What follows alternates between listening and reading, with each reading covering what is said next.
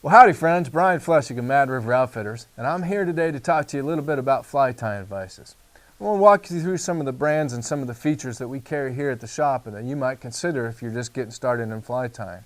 Yeah, as we go through our tutorials, I'll delve a little bit deeper into the different brands and the different models as we go, but I just want to give you a quick overview here. And first and foremost, I think a great bang for the buck is the Griffin brand of vices. Here I've got the Griffin 1A, which sells for $53, and I've got the Griffin 2A, which sells for $65. And these vices operate on a simple roller system where you're simply going to do your fine tuning with this first knob that you find here, and then once you've got it set for that particular size of hook, you're going to crank down on it here, which tightens down on the jaw. Your difference between the 1A and the 2A, they have similar jaws, but the 2A allows you to adjust the angle of the head so you can get it level, you can get it a little more canted up as per how you like to tie or the fly that you're tying. So the Griffin 1A and 2A are really great values in entry-level vices that will hold a hook and not frustrate you. Up next is a very good value in a fly tying vise that does just about everything you need it to do.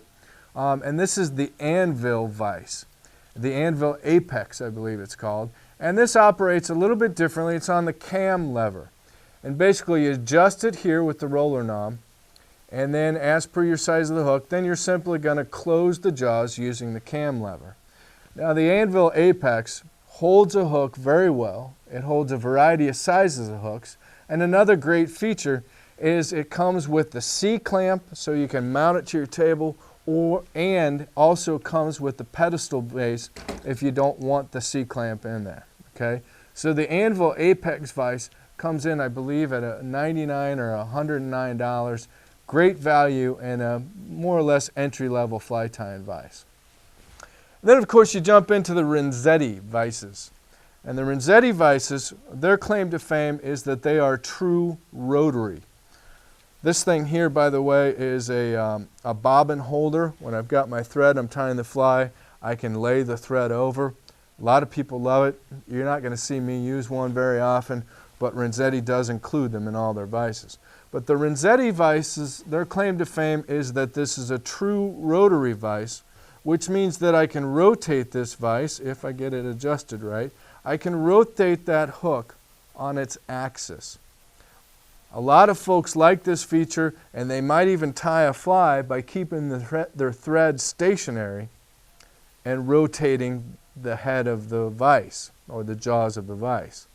I don't typically tie that way, but a lot of folks love that rotary feature. And this is kind of a combination. You've got the roller knob to do your fine tuning, and then you're going to clamp down with your cam lever here on the Renzetti. This is the Renzetti Traveler Vise, which is really an industry standard, and we sell a ton of them.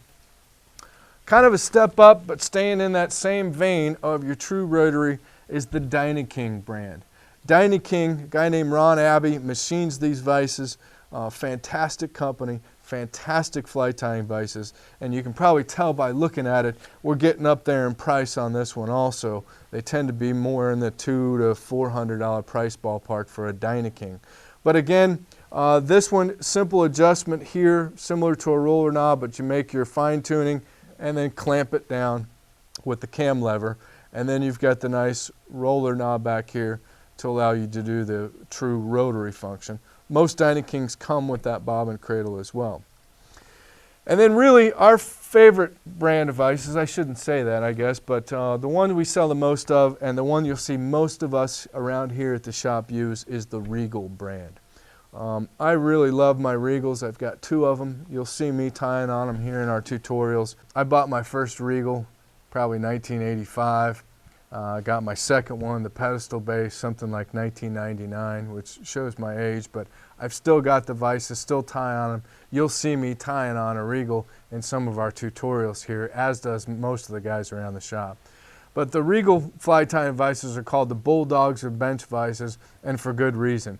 They last forever. You can't wear them out, and they are the simplest vise to operate on the market. You simply open the jaws, insert your hook, close the jaws. you'll bend that hook before it slips out of these jaws. I can't say enough about Regals. Now, they don't have the fancy bells and whistles. They're not true rotary, although they have come out with the Regal Revolution, which I'm sure we'll show you at some point, but it is true rotary.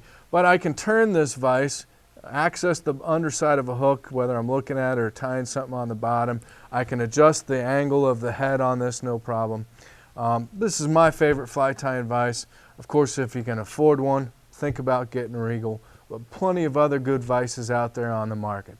So stay tuned for more fly tying tutorials here at MadRiverOutfitters.com.